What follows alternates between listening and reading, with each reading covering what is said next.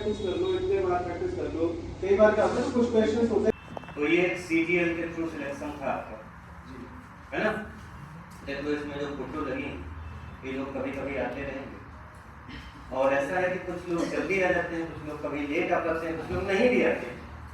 वो समय समय के साथ और अपने विचारधारा के अनुकूल होता है, लेकिन अच्छा लगता है आप लोग कहीं भी रहें, हमारे लिए हमेशा अच्छे रहेंगे, क्योंकि आप हमारा रिजल्ट हैं। और आप भैया को देखें, उनसे कुछ सीखें। तो सौरभ जो मेन बात है वो पढ़ाई को लेकर सीजीएल, जो ये लोग इसमें से बहुत से लोग सीजीएल कर रहे हैं, कुछ लोग अभी 12th लेवल वाले भी हैं। आपका जो सीजीएल में सिलेबस है वो 3 पार्ट में है। एक वोकैब सेक्शन है, दूसरा कॉम्प्रिहेंशन और एक ग्रामर सेक्शन। तो वोकैब सेक्शन में जो आप जैसे टैकल करते हो जो भी बुक्स के थ्रू, बट ये एक ऐसी चीज है ना, जैसे डॉक्टर आपको मेडिसिन देता है तो आपको बोलता है ना सुबह दोपहर और शाम को लेते रहना टाइम से।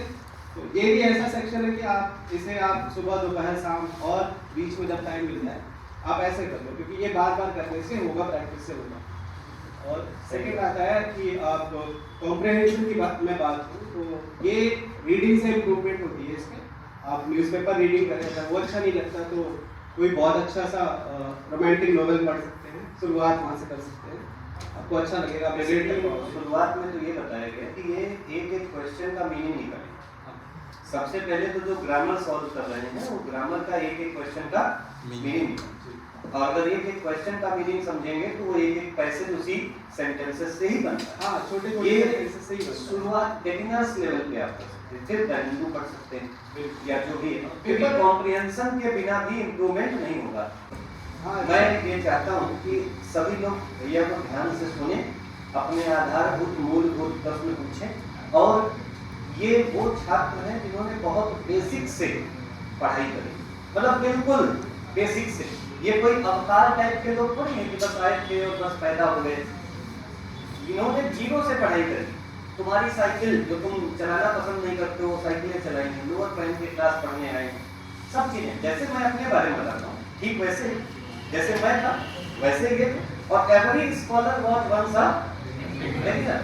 कभी जब ये भी पढ़ने आए थे तो इनको भी आइडिया नहीं होगा कि हमें क्या पढ़ना चाहिए, लेकिन मैं अभी इनके आने से ठीक पहले एक बात बता रहा हूँ कि जो हमारी सबसे मेन बात है वो ये है कि हम अपने सीनियर्स और अनुभवी लोगों की बातों को कैसे कैप्चर कर रहे हैं। बस इसके बारे में सोच क्या बताना चाहोगे इनको कि ये लोग अपने सीनियर्स के और टीचर्स के अनुभव से क्या सीख सकते हैं। सही बात क्या होता है कि जैसे हम शुरुआत करते हैं तो गलतियाँ बहुत करते हैं। जैसे मैंने भी बहुत सारी की थी एक टाइम पे जब प्रिपरेशन शुरू होती थी, तो आप कई बार नाम सुनते हो, बुक्स के नाम सुनते हो। तो मेरे पास ऐसा था कि मैंने सारी बुक्स खरीद ली थी, और जब मैं पढ़ने से बैठता था सोचता था कभी ये पढ़ लूँ वो पढ़ लूँ। तो अनुभव हमें अक्सर बताते हैं, जैसे हमारे टीचर्स बताते हैं या सीनियर बताते हैं, उन्होंने वो फेज कहीं ना कहीं पूरा कर लिया होता है, तो वो मेहनत करने की हमें ज़रूरत नहीं पड़ती है, हमें उतना ही करना होता है जितने की ज़रूरत होती है। एज अ बिगिनर हर कोई बहुत ज़्यादा सोचता है, बट सिलेक्शन जैसे ये सीजीएल एग्जाम है, कोई भी एग्जाम है, सिलेक्शन के लिए सिर्फ इतनी चीज़ें करनी होती है कि हमें बहुत लिमिटेड कंटेंट पढ़ना होता है। जैसे मेरे से कई बार बहुत से लोग पूछते हैं कि क्या क्या पढ़ना है, मैं बहुत शॉर्ट में चीज़ें बताता हूँ लोगों को, तो वो कहते हैं बस इतना ही करना है क्या? क्योंकि लोगों ने अपने मन में ठान लिया कि ये चीज़ ना बहुत कठिन है। ऐसा कुछ नहीं है, कोई भी एग्जाम बहुत कठिन नहीं होता है। सिंपल सी चीज़ है कि आप बेसिक अपने अच्छे रखें, उसके बाद जैसे ही आप बेसिक्स कर लो, प्रीवियस ईयर क्वेश्चन सॉल्व करो और कुछ मॉक टेस्ट लो, बस इससे ज़्यादा कुछ नहीं करो। और बेसिक्स बहुत अच्छे से करने की ज़रूरत है आपको, क्योंकि आप जैसे कि क्लास है, सबके अपने अपनी प्रॉब्लम्स हैं। हो सकता है कि आप इंग्लिश में कोई चैप्टर आपका अच्छा हो, कोई आपका अच्छा हो, तो ये आपको खुद समझने की ज़रूरत है। कुछ चीज़ें ना खुद से टैकल करने की ज़रूरत है। क्लास में आपको बताया जाता है वो अच्छी बात है, बट क्लास के बाद जब आप घर जाते हो ना, वहाँ पे आपको समझ में आना चाहिए कि आज मैंने ये चीज़ दी थी, यहाँ पे गलती हो रही है। तो वो इंडिविजुअल लेवल पे आपको मेहनत करने की ज़रूरत है, और सबसे जैसे भी आप पढ़ रहे हो वैसे आपको समझने की ज़रूरत है। बिल्कुल, ये बहुत अच्छी बात है। और आप लोग फेसबुक के माध्यम से सूरज से कनेक्ट भी हो सकते हैं।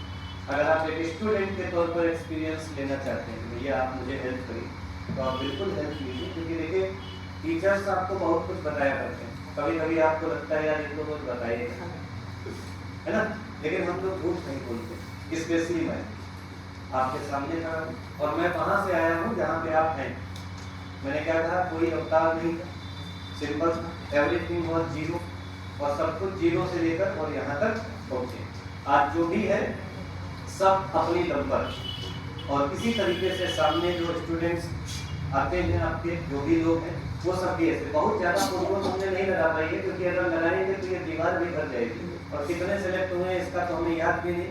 ये जब पढ़ते थे यहाँ पर तब भी इनके सामने ऐसे लोग आया करते थे, तो याद है कोई इसमें से? कोई याद है? इसमें से शिवम था। हाँ, काफ़ी बच्चे हैं जो जिनका मतलब फोटोज तक हम लोग कैप्चर नहीं कर पाए।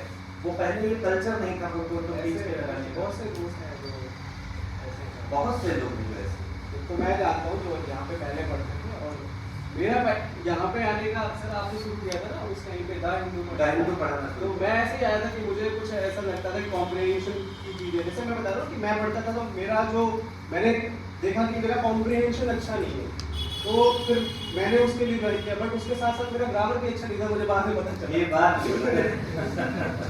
क्योंकि आप जब जैसे होते हैं क्लास में पढ़ रहे हो तो आपको लगता है कि मैं आपने कोई एक चीज़ पढ़ ली तो आपको लगता है मैं बहुत होशियार हूँ, वो नहीं है। जब आप एक्चुअल एग्जाम में बैठते हो तब वहाँ पे जाके अपने से जैसे ही बहुत से लोगों से कम्पीट करते हो, वहाँ पे आपको पता चलता है कौन कितना होशियार है। अब इम्पोर्टेंट है लेटेस्ट ट्रेंड्स के पर। देखो लेटेस्ट ट्रेंड का ये सबसे बड़ा फायदा माइक तेरा पास। आपको ये पता होगा कि एग्जाम में आ क्या रहा है, और जब भी आप जैसे प्रिपरेशन फेज में होते हो तो एग्जाम का जो लेवल होता है उससे थोड़ा सा ऊपर अबव लेवल के लिए आप प्रिपरेशन करते हो, ताकि कुछ अनएक्सपेक्टेड आ जाए तो भी आप अच्छे से प्रिपेयर करो। तो लेटेस्ट क्वेश्चंस के लिए आप जितना ज़्यादा कर सको, मैं तो कहता हूँ कि जैसे लेटेस्ट एंड उससे 3 साल पहले भी क्वेश्चंस आप लगाते हो, that is more than enough. इनको फिलहाल 1997 से 2023 पूरा प्रीवियस ईयर कर रहे नहीं वो तो और अच्छी बात है कि हैं आप हमेशा। सारा बहुत अच्छा प्रिपरेशन कर रहे हो कि आपको पिछले का भी पता है। पहले का एग्जाम जो एसएससी का था थी वो थोड़ा ज़्यादा अच्छा होता था, अब तो काफ़ी चेंजेस आ गए हैं। एक स्टूडेंट जो यहाँ बैठा है वो एक सपने को लेकर के आया है, एक सपना जो उसके माँ बाप ने सजाया है वो उसको लेकर यहाँ आया है। आप आज सही कोचिंग की बेंच पर बैठे हुए हैं, ये भी मोस्ट इम्पोर्टेंट बात है। आप चाहे इस कोचिंग को बुराई भी करते हो, बहुत से लोग करते हैं, यहाँ पढ़ते हुए भी आलोचना करते हैं मेरी। आप अपने माँ बाप से नहीं खुश रहते हैं तो मुझसे खुश क्या रहेंगे। लेकिन एक बात ध्यान रखिएगा कि जब जब चलत विमान कोलाहल हुई, अगर विमान चलेगा जोर भी होगा। हम पढ़ाएंगे तो हम डांटेंगे, आपका पड़ोसी आपको डांटने नहीं आएगा। ऐसा है या नहीं है? आपके पापा आप पर इन्वेस्ट करते हैं तो उनका हक है कि वो आपको अच्छा और बुरा समझाएं, ये हमारी नैतिक जिम्मेदारी, इसलिए ऐसा करते हैं। आप इन चीज़ों को पॉजिटिवली लीजिए और सूरज की तरह और तमाम छात्रों की तरह मेहनत करके जल्दी से आगे निकलिए। मैं नहीं जानता कि कल आने वाले समय में कितनों में से कौन सा बच्चा निकल कर यहाँ खड़ा, लेकिन ये सच में एक गर्व की बात होगी कि आप लोग इस स्टेज पर आए और अपने भविष्य में आने वाले जो आपके जूनियर्स हैं उनको मोटिवेट करें। आपका अपीयरेंस मात्र ही इस बात को दिखाता है कि आप कितने अच्छे से कोचिंग से और कोचिंग की आइडियोलॉजी से जुड़े हुए हैं, कितना सम्मान करते हैं आप लोग, तब आप लोग यहाँ पर आते हैं। और बड़ी मेहनत करने के बाद जो व्यक्ति सफलता को प्राप्त करता है वो कितना विनम्र होता है ये भी आपको दिखाई दे रहा होगा। तो विनम्रता का गुण जो कि आपको फ्यूचर में लाना है उसको अभी से आप डेवलप करना शुरू करें। मैंने क्या कहा, to be a king you have to behave like a. पहले से वैसी विनम्रता आपके अंदर होनी चाहिए, वैसी शालीनता होनी चाहिए, वैसी समय निष्ठा होनी चाहिए। वही गुरु परंपरा का पालन करना है जो दशरथ करते थे, उसी गुरु परंपरा का पालन करना है जो राम करते थे, उसी गुरु परंपरा का पालन करना है जो सभी सफल लोग करते, क्योंकि गुरुओं से आगे कुछ भी नहीं। और आफ्टर ऑल हम आपसे पानी भरने को भी और पैर दबाने को भी नहीं कह रहे हैं, हम जो भी कह रहे हैं वो आपके लिए ही अच्छा है। तो सभी लोग मेहनत करके पढ़ें। सूरज कोई संदेश हो तो बताओ इनको जल्दी से। बढ़िया संदेश तो यही है कि आप जिस उम्मीद को लेकर यहाँ पे आए हैं उसको पूरा करने के लिए आपको खुद ही मेहनत करनी होगी। और आप लोग भी जल्दी जल्दी पढ़ाई करें, सेलेक्ट हो जाएं, और सेलेक्ट होने के बाद क्लास जरूर आए। आएंगे कि नहीं आएंगे? आवाज नहीं आ रही है। हैं जो कहते हैं कि सेलेक्ट हो जाएंगे तो सैलरी देंगे, वो भी नहीं देते, ठीक है। लेकिन मैं बताऊं कि हमारी सैलरी मोर देन इनफ है। मैं जितना कमाता हूँ वो काफ़ी पर्याप्त है, और जितना ईश्वर ने मुझे दिया है उतनी मेरी कभी औकात नहीं थी, ये भी मुझे पता है, और मैं अपनी औकात में ही रहता हूँ इसीलिए। लेकिन आप सैलरी पाने लगेंगे, यही हमारे लिए बहुत खुशी की बात है। मैं आपको फ्यूचर में अनुभव के लिए बोल दे रहा हूँ, आप सिलेक्ट हो जाइएगा, आपकी मम्मी कभी नहीं कहेंगे कि बेटा हमको पायल बनवा दो।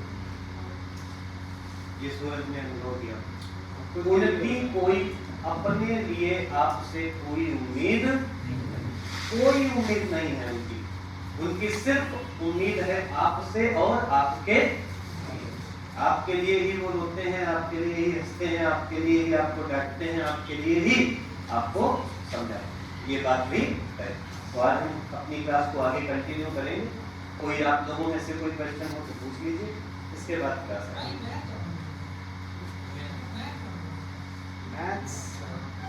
मैथ्स मैंने गगन प्रताप सर से पढ़ा।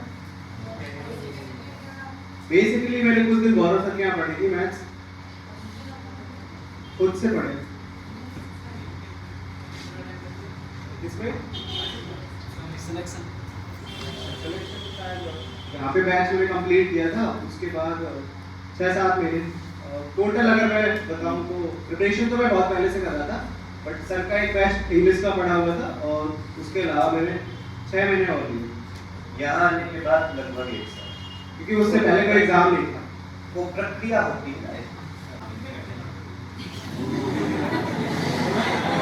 ये बहुत अच्छा क्वेश्चन है कि आप कितने घंटे में पढ़ते थे? जब भी मन होता था ना तब पढ़ता था मैं कभी घंटे नहीं गिनता था।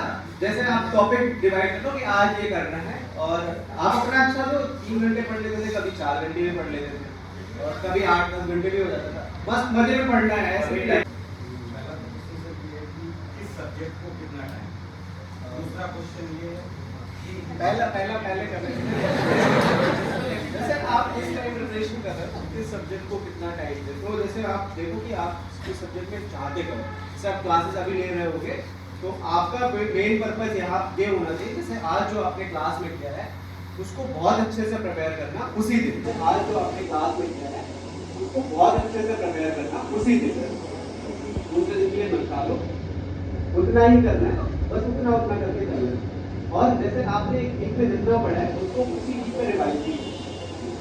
इसके लिए जैसे आप क्लास में लोगे 1 घंटे यहाँ 2 घंटे यहाँ करके जाते होगे, काफी 5-6 घंटे होते होंगे आपके पास, और जो यहाँ पे आपने एक कर रखा है उसको दोबारा करने में ज्यादा टाइम लेकर के मंथली टेस्ट में इनको ये इंसिस्ट किया जा रहा है कि जो भी आपको पढ़ाया गया हो मंथ भर में उसमें आप अच्छे नंबर लाइए।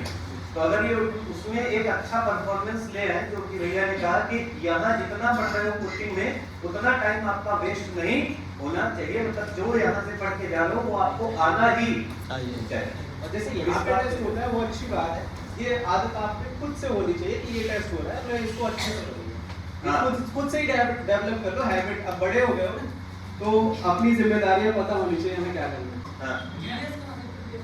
जीएस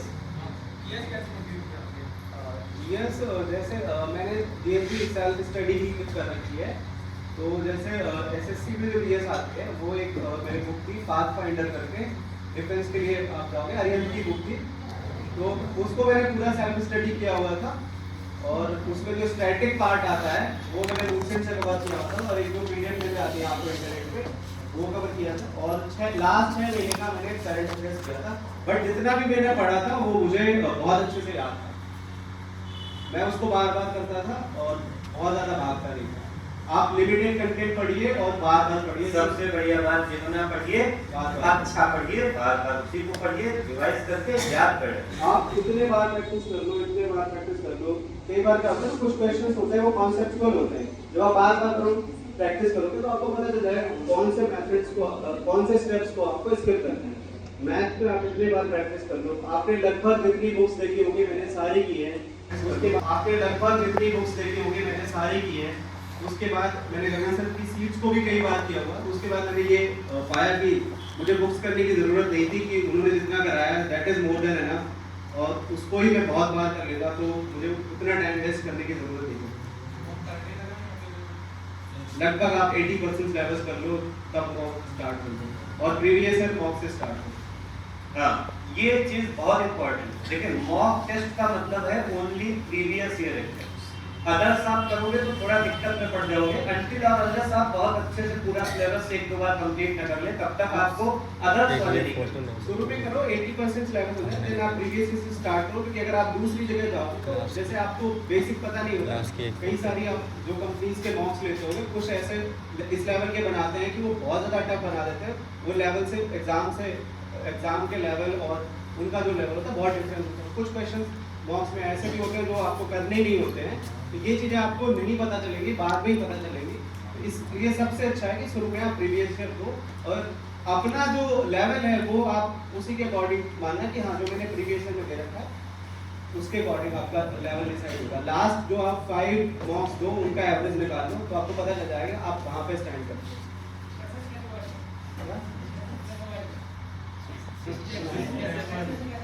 डिस्ट्रैक्शन, क्या डिस्ट्रैक्शन है?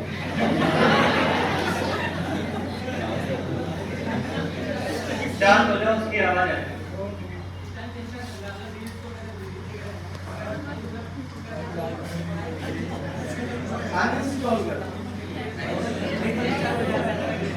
देखो इस टाइम ये प्रायोरिटाइज करो, आप बड़े हो गए हो कि आपने करना क्या है लाइफ में। जैसे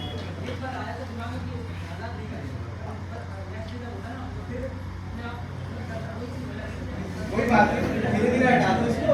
देखिए जैसे मैं तो रील्स देखता नहीं था प्रिपरेशन के टाइम पे, बट मेरा एक फ्रेंड है वो प्रिवेंटिव ऑफिसर है, तो उससे मैंने एक चीज़ सीखी। वो आप तो कम चलाते हो, हमारे साथ वाले ज़्यादा चलाते हैं। वो RBC करके एक पेज है, उसका एडमिन भी था, तो उसने उसके साथ तो काफ़ी जिम्मेदारियाँ होती है ना, आप ऐसे काम करते हो और भी कई सारे। तो उसने प्रिपरेशन टाइम में 6 महीने या 1 साल के आसपास उसने बिल्कुल कट ऑफ कर लिया था सोशल मीडिया से। तो आप भी ऐसे कर लो, क्योंकि अभी तो यही जरूरी है ना आपके लिए। बिल्कुल कर दो, कट ऑफ कर दो, कोई जरूरत नहीं है। उसने ऐसे कर रखा था और अभी भी पिछले साल में फिर से ऐसे शुरू किया। आप ऐसे कर सकते हो, या फिर उसको टाइम मैनेज कर लो फोन में, तो ये भी सुविधा होती है कितने ऐप्स को आप कितनी देर यूज कर सकते हो। 1 घंटा यूज कर लो, क्या हो जाएगा सोशल मीडिया यूज करने से, कोई फायदा नहीं है।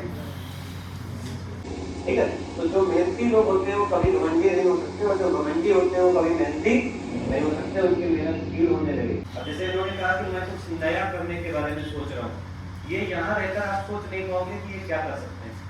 या आप जब वहाँ जाओगे ना तो वहाँ ऐसे ऐसे लोग मिलेंगे जो आपके जॉब के साथ बहुत कुछ जानते हैं, पढ़ाई के साथ बहुत कुछ जानते हैं, और बड़े इनोवेटिव क्रिएटिव आइडियाज उनके पास हैं। आपके पास जब पैसा होता है, जॉब होती है, अच्छे दोस्त होते हैं, अच्छे आइडियोलॉजिस्ट होते हैं, तो आप कुछ बड़ा और अच्छा कर सकते हो।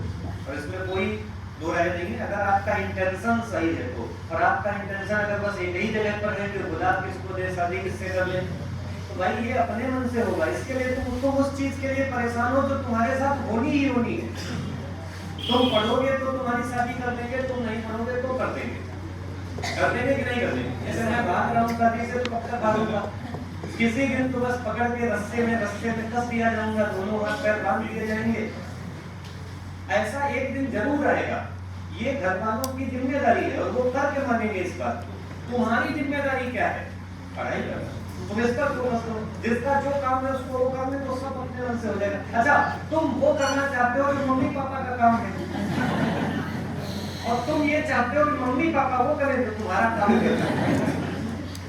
अपना काम नहीं कर रहे यार। अच्छा, जो लोग एक बात पूछ रहे हैं कि सर मोटिवेशन कैसे बनाए रखें, देखो मोटिवेशन सबका अलग अलग है। मेरा मोटिवेशन क्या था, मैंने अपने पिता की गरीबी देखी, अपनी गरीबी देखी, अपने सपने देखे।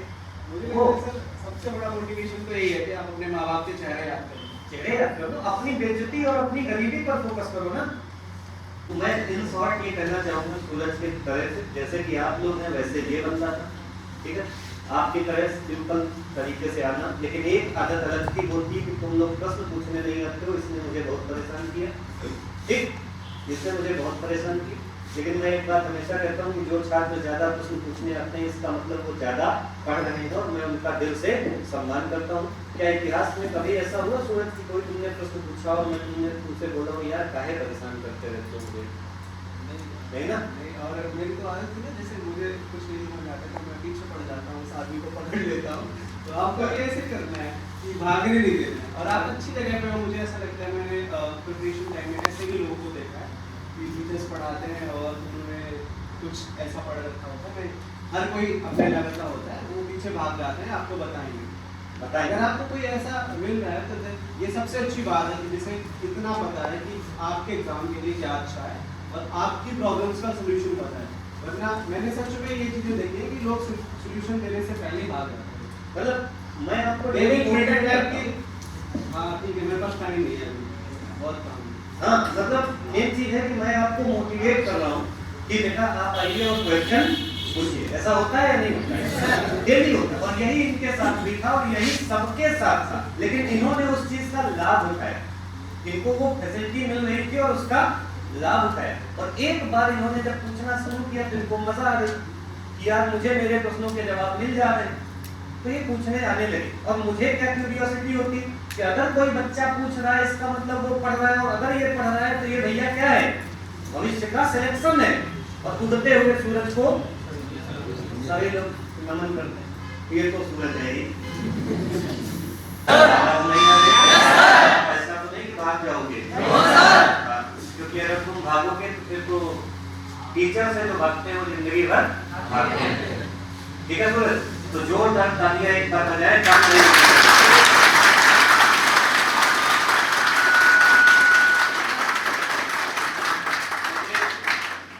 5 मिनट चाहिए।